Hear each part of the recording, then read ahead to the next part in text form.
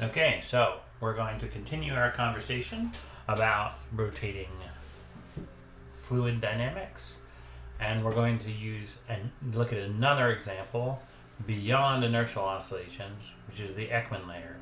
We're actually going to put these two together. We'll talk a little bit about how they fit together.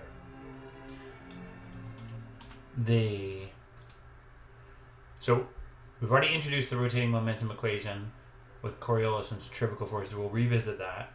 But then the Ekman layer is a major exception to the Taylor-Proudman theorem. We talked about this before, and it's due to the effects of friction or turbulence, which involves motions that we didn't include in the Taylor-Proudman theorem. We'll see exactly how that breaks the requirements of the Taylor-Proudman theorem. And Ekman layers are really important for coastal and equatorial upwelling, which has consequences for sea surface temperature and biology. But the Ekman layer also has lots of consequences for the global ocean circulation. So we'll focus about that in the next talk. All right, so now we've talked about a lot of different dominant balances in the equations of motion. We're going to quickly review those. So remember, this is a budget, just like the salinity budget or the temperature budget, but it's a budget for momentum.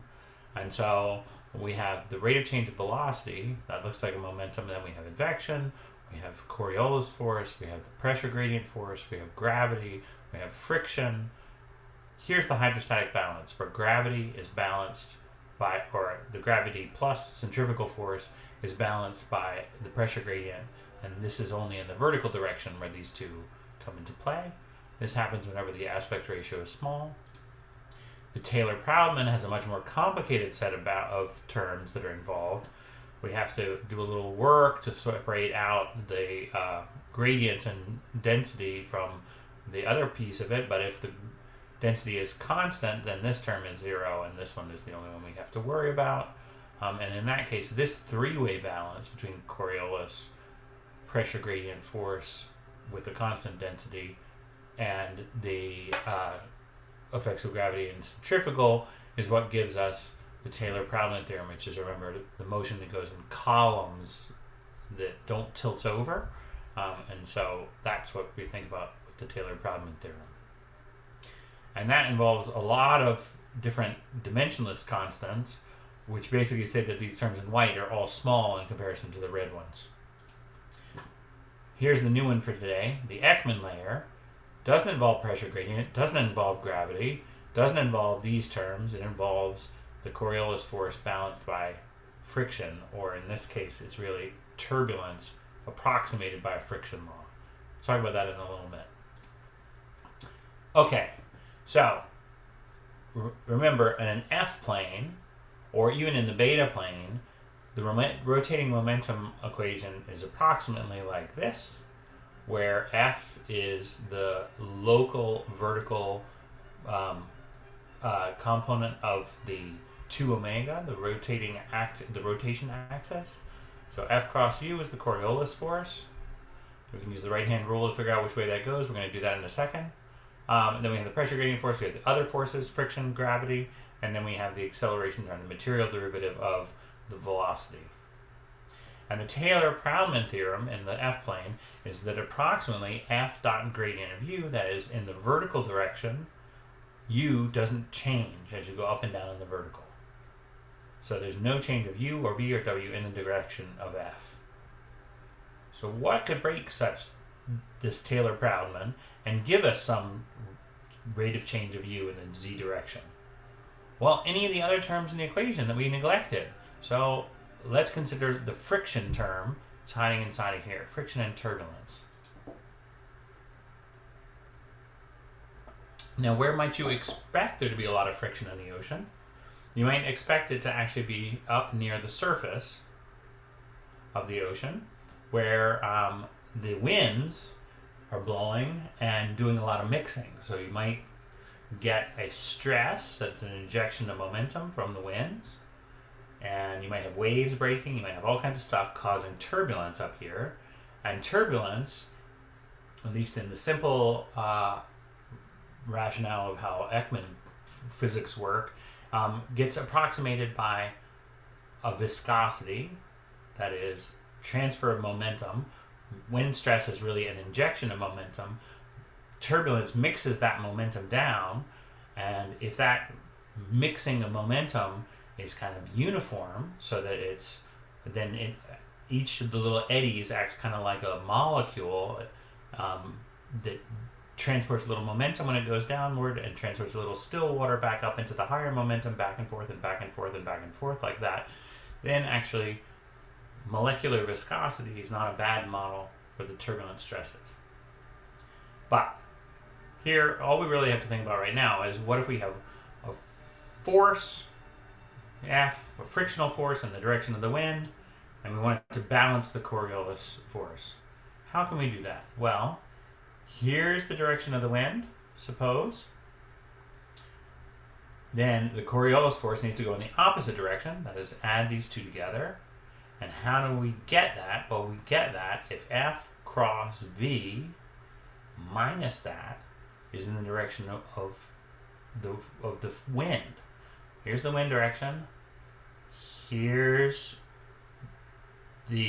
suppose V is in this direction, then F, this is a top view, so we're looking down from above. So F is vertical, straight out of the page. You take your hand, you point it at the first component, you wrap it to the second one. That's the direction of F cross V is in the same direction as the wind. So minus F cross V is in the direction of the Coriolis force. Written this way, and so this balances minus F cross V, that balances that. So it looks just like this.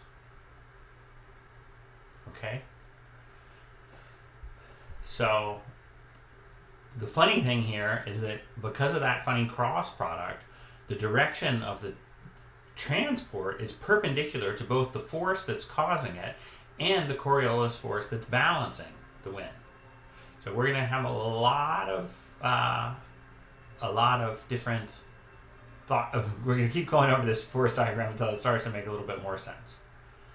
So we expect this to happen up near the surface where the wind is. And actually, how deep do we expect it to go? Well, it's not actually going to go over the whole depth. We're going to call something the Ekman layer, and we're going to see why that is in a second. It's just an upper ocean phenomenon. It's going to go over some, maybe 100 meters, maybe 10 meters, something like that, of the total depth. Okay. Now, the way that we get to the depth of the Ekman layer is we think about how big the friction term needs to be in order to balance the Coriolis force. So here, if we take small Rossby number is how big this term is versus how big this term, so drop off that one, small Rossby number, take the Coriolis force as large. If we neglect the horizontal pressure gradients, we use constant eddy viscosity, then the friction term gets written like this. And I'll show you that. So let's take a brief look at this right now. If you've seen this in fluid dynamics class, you might be expecting to see something that looks like this. But the friction term has two vertical derivatives and a velocity. So that if we think about this as just the curvature in the velocity, this term is proportional to the amount of curvature in the velocity. So what it does is, if you have an anomaly, that is a high velocity at one depth compared to other depths, then this term would act on that anomalous velocity, that high point. And in the normal mode of things up here, what you would do is you would accelerate in such a way that you would actually end up decreasing the velocity where that anomaly was, and smooth out the anomaly by averaging it with its neighboring cells by spreading out the momentum anomaly. That's how a friction term acts. In this case, though, we're going to balance it with the Coriolis force, which is not going to have that same kind of cancellation or spreading out. It's going to do something funnier. It's going to strike a balance between the Coriolis force and the friction term. We also might have a pressure gradient, but if we're neglecting the density gradients, then that means that this term we don't have to worry about it either. So here's what we're thinking about is the Ekman balance. This term balancing each other. So what is the ratio of this term to this term. How big is it? Well, this one depends on the velocity scale, so does this one. This one depends on d by dz squared, which is like a 1 over that Ekman depth, layer depth, and there's the viscosity. This one depends on f. So if we take the ratio of this term to this term, we get a dimensionless ratio that's something like this. The viscosity comes from here, the h squared comes from the ddc squared, the size of u and the size of u cancel out, and then we've got the f naught coming from this term. So when the Ekman number is order 1, it's possible to balance the Coriolis force against the friction force. Those two have the same scale. All right? So now you say, well, how big is this h? Well, the h is however big it needs to be that this term would be order 1. So if the viscosity was really small, the Ekman layer gets really thin. If the viscosity is really big, the Ekman layer gets really deep. If the F naught is really big, then you don't need as much H to make the same impact. Think about it like that. Okay, so here then is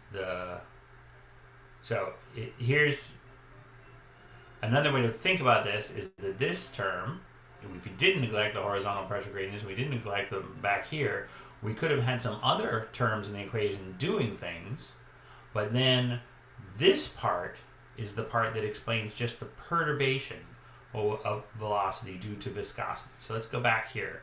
So see how this is drawn? Down here, there's some stuff happening. There's a velocity here. Then when we get up into the Ekman layer, there's a perturbation away from that deeper velocity. So what we're talking about then is the additional velocity, this additional shear that's riding on whatever, Taylor-Proudman columns say. Then there's a little bit of additional shear just within this Ekman layer. And that's what this budget with Ekman number equals 1 tells you about. Okay, so I hinted at what we might be thinking about in terms of the molecular viscosity and the eddies being, and you really want to have an image like this. When you have wind, you will have the upper part of the Ekman layer will be moving faster, and the lower part is moving slower, and these little turbulent features are kind of mixing that up and bringing high momentum stuff down, low momentum stuff up to the top. That's what that mixing that has to do with the viscosity, the viscous term is. And we don't mean the real viscosity normally in this equation. We have this little e on it. It's the eddy viscosity. And the eddy viscosity tends to be orders of magnitude larger than the molecular viscosity. And it's a very simple approximation to how turbulence works. We'll talk in a little bit about what happens when that's not a good approximation. So the reading for today is this Untitled Chapter 3, which is really a nice description of moving through this process quite steadily, using lots of visual images to try and get the pieces of the story all together. Okay, so as I said, the eddy viscosity is a parameterization of turbulence. We could assume, even though we know that the turbulence is probably going to be stronger at the top of the ocean and weaker below, what if we assume that the eddy viscosity was just constant at all depths? We can actually do a lot better than just writing down this equation. We can even solve this equation for the perturbation velocity. And this is in fact what Ekman did in 1901. They got this named after, this whole theory and layer named after him. So if we imagine that here's the Coriolis force of a perturbation away from a background velocity. So this is that deep velocity. U bar and V bar is the one in the interior back here. So this is the U bar and V bar down here. And then here's the perturbation away from it. It's just the total velocity minus that mean one. And so here is the Coriolis force. And if you let all the other terms in the equation, whatever they're doing, balance against the V bar, except for the friction term, then you get something like this, where the anomaly from the Coriolis force balances the friction. The anomaly in the Coriolis force in the U direction balances the friction on the V direction. U goes in the V, U and V, and U and V. Notice these two equations are linked to each other with a kind of switcheroo on which velocity component is in which equation. That's because of the cross product. The F cross V gives you these swapped around with different components in the different equations. So if we try and solve this equation, we'd actually like to integrate in z and figure out and solve for the u and v here. In order to integrate, we need a surface boundary condition on this du dz, and one of them is given by the wind stress. This is the definition of the wind stress in terms of if the wind stress is mixing the surface and the frictional effect of the surface, the turbulence effect of the surface. This is in fact how the stress balances the momentum transported by that surface viscosity. And the same is true in the y direction. So see, the v is going with the y, the u is going with the x. These are the two boundary conditions on these two equations at the top. And at the interior, as we go to deeper and deeper depths, then of course u is going to go to u bar. That's because we're outside of this little surface layer. U goes to u bar, v goes to v bar. So here are boundary conditions on this system. You can, if you're facile with your exponentials and your exponential transforms to cosines and sines, you could probably figure this out pretty quickly. Or you could, if you are not so much, you could actually take these two equations and check that they satisfy these two equations and these four boundary conditions. Let's take a quick look and see if it's obvious that they satisfy this u equals u bar, v equals v bar boundary condition. Well, here's u equals u bar and v equals v bar plus this whole thing. And see, there's an e to the z over d. As z gets towards minus infinity, this whole thing gets canceled out, goes towards 0. What is this d? That's the Ekman depth. And it is not written on this slide, but we will see it in a second. What does the solution look like? Well, it looks like it spirals around, starting not in the same direction as the wind, but actually 45 degrees to the right of the wind, and it spirals around like this as you go down with depth, going around and around like this. Interestingly, if you integrate over this whole spiral in the vertical from the surface down to the Ekman depth, the average goes at right angles to the wind direction. Hey, that's exactly what we guessed here when we just did the little force balance, that the wind direction and the Ekman flow would have to be in this direction for the Coriolis force to balance the wind. This works very nicely for the total depth integrated over the whole Ekman layer force balance. But if we think layer by layer by layer, it's not, this surface layer doesn't only experience the wind stress, but it experiences drag on the layer below it. So it's somewhere in between this surface value and a deeper part of the spiral. And so it starts at 45 and it rotates around, gets weaker and weaker as it goes. The average or the integral goes in the direction of the Ekman transport. Okay. So the Ekman spiral you can get if you use, as Ekman did, this constant eddy viscosity. But if the eddy viscosity isn't constant, this whole pretty solution doesn't work. You can come up with other solutions if you let the Ekman, if you let the eddy viscosity be something else. Like you probably could solve this with an exponential eddy viscosity, or even a linear decaying eddy viscosity, etc. But it wouldn't be this solution. So what then do we know if we don't know much about the eddy viscosity, but we know a whole lot about the wind and the balance of forces? Then we can drop back onto this simpler form that we had before and think about the depth integrated transport going this way so that the force of the wind and the Coriolis force are in balance. That's what we think about. We have this basic force balance that works even if our turbulence is complicated, and we have a spiraling pattern if it was a constant eddy viscosity. And so, as you might expect, there's no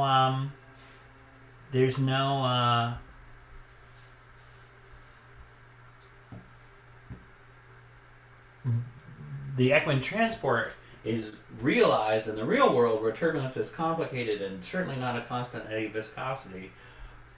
But if you calculate the depth integrated transport, it is very much perpendicular to the wind, to the right of the wind in the northern hemisphere, to the left of the wind in the southern hemisphere, which is what happens if F gets negative. We go to the other hemisphere. But this Ekman spiral is actually extremely hard to observe because that approximation of constant eddy viscosity is not a very good one. So this is really the only time we're going to talk about the Ekman spiral in this class, is just to kind of highlight that this basic, it helps you think about what the boundary conditions are, and what kind of boundary conditions you need, and a little bit about the kinds of solutions you might be able to get, but you don't get a exact solution of that form unless you have this very simplified viscosity.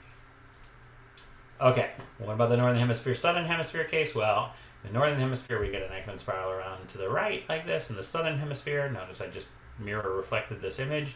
It's the same thing, it spirals around to the left because the perturbation follows the sign of F here in this leading term.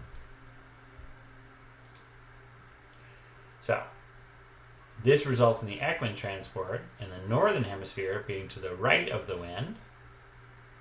And here we can write this integral of the velocity, the anomalous velocity in the Ekman spiral, integrated with respect to z, goes like tau over rho f. So it's proportional to the wind stress at the surface. It's inversely proportional to f. And it's got a cross product over here, which is telling you about the direction, which is exactly this direction of this force diagram here. And the integral goes from the surface to a depth below the influence of the surface turbulence and friction.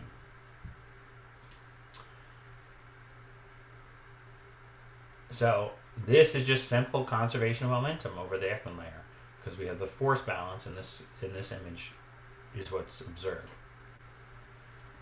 This form is not sensitive to the details of eddy viscosity. It's much more robust than the Ekman spiral solution. For example, the surface flow, being 45 degrees to the right of the wind, is actually really sensitive to how that turbulence works. This whole theory arose because Nansen, the guy who froze himself and his crew into the ice that we talked about at the beginning, came back with this observation that icebergs tended to flow to the right of the wind at about 20 degrees to the right of the wind, not 45. But Ekman's theory predicts 45, and it is the details of this turbulent flow, and in fact a little bit about the fluid interacting with an iceberg, that would make you think that 20 degrees might actually be a better estimate of the surface velocity direction.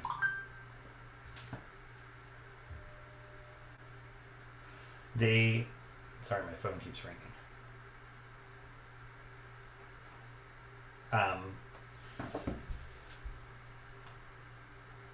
The momentum exchange between the atmosphere and the ocean, if the wind is blowing this way, that means that there's actually a momentum exchange deficit being taken out of the atmosphere and put into the ocean, going the opposite direction. If those two are balanced, that means that there should be an Ekman transport in the atmosphere as well, and it should be in just the opposite direction of the oceanic Ekman transport.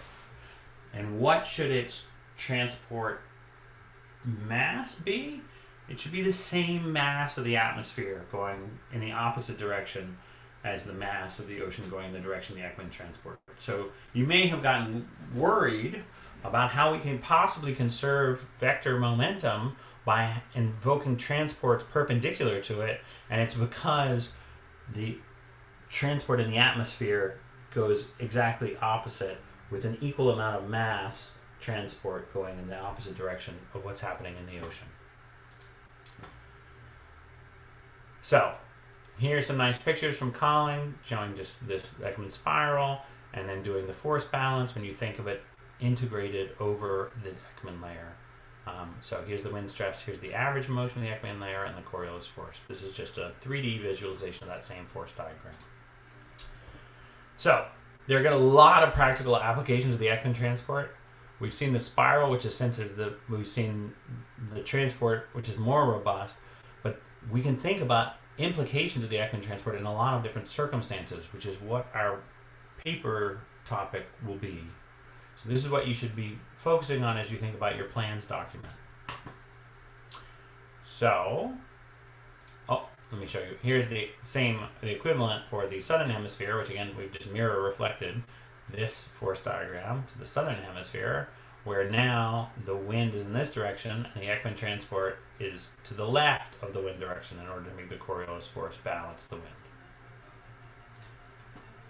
Okay, so what happens if we go to the equator then? If it's different on the two different sides, if the winds at the equator actually blow from the east to the west, like this little arrow indicates, if we, on the north side, those winds are pushing to the right of the wind, so the Ekman transport is northward, and on the left side of those winds, the Ekman transport is in the southern hemisphere, so it's southward. So there should be a divergence of surface Ekman transport away from the equator in the presence of trade winds that are going from east to west. In fact, this happens in every ocean basin for at least part of the longitudes.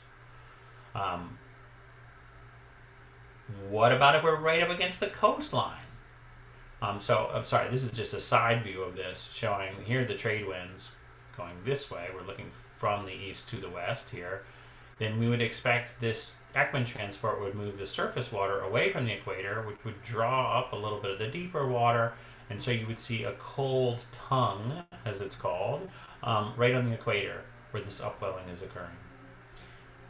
It doesn't actually come all the way up and turn over like you might think it would, because it's actually, there's mixing here because of the same turbulence that is the turbulence that's mixing down the momentum that has to do with the Ekman transport. So this pycnocline or thermocline is lifted up toward the surface, and there's active mixing of this, allowing these waters to go to the side like that without carrying the whole of the thermocline anomaly all the way to the side. Similarly, if we're right against the coastline and we have an alongshore wind, this is a northern hemisphere case, so the wind is going from north to south along a eastern boundary. What does that wind do? Well, it pushes to the right of the wind direction, which is away from the coastline. So here's the Ekman transport being directed away from the coastline, which means that there must be some deeper current coming in to replace that water. And so you see a region of exposed deeper waters right against the coastline, so-called Ekman upwelling, upwelling against the equator. This is Ekman equatorial upwelling, where there's upwelling here on the equator, and here's Ekman coastal upwelling, where a longshore wind in the direction from poleward to equatorward drives upwelling offshore. It turns out there are a lot of, because of this density structure that's now associated with this anomaly, you get a lot of other currents that have to go with it, that we'll talk more about later. If you have a local variation in the direction of the winds, like this, then say this arrow is pushing Ekman transport to the right, this pushing Ekman transport to its right, which means there's a convergence in the surface layer. If we flip the arrows the other way, now we're getting a divergence in the surface layer. So the horizontal gradient in the wind, if it goes this direction, can lead to convergence. If it goes this direction, it leads to divergence. So we can take the gradient, or we can take the horizontal divergence of this Ekman transport, looking for convergences and divergences like this.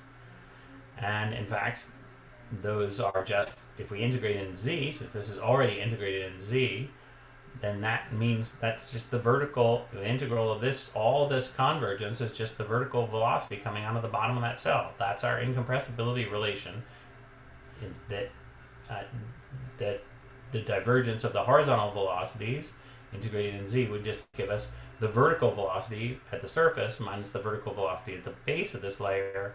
So the Ekman vertical velocity, sometimes called the Ekman pumping, is the vertical velocity at the base of this layer that has to do with these converging flows. And that's the divergence of the horizontal Ekman velocity, which is just the divergence of tau cross z, and you can do a little fiddling with the cross product and the dot product and rewrite this way, where this is the curl of tau over rho times f. Wind stress divided by rho divided by f. This is the Ekman pumping velocity. So, are there signatures of upwelling in the real world? Here's some satellite images. This sign is showing chlorophyll. This sign is showing sea surface temperature. And let's look along the coastline. Oh yeah, you can see those colder regions along the coastlines. That's the signature of Ekman upwelling on the eastern coastal sides, just like we expected. There is also chlorophyll in those same locations, because when that water is upwelled, it actually brings a lot of nutrients with it from the older, deeper water that's been accumulating detritus from dead things dying above it while it was deep and out of the light. And then when it gets brought up into the light, all those nutrients are there, and you get a big chlorophyll bloom sitting on that same spot. What about the what about the equatorial Ekman divergence? Well, look, here's these cold bands in all the equator, all of the basins, kind of right along the equator. It's affected by seasonality, as we're watching this wobble back and forth, but there are certainly cold tongues in all three ocean basins, equatorial ocean basins. And look, there's chlorophyll on those cold tongues as well. Great. So Ekman upwelling brings colder, nutrient-rich water to the surface, which then can be seen in the chlorophyll signature or in an anomaly of the sea surface temperature. I should have said these are satellite images rather than a model or something. This is from NASA. And here's one more kind of complicated diagram, which is something that we're going to try and wrap our heads around over the next few weeks, which is how does the flow of gyres and the Ekman transport all interact together and get us into something where there's boundaries and outcrops, and this is the picture where we're going. All right, that's it.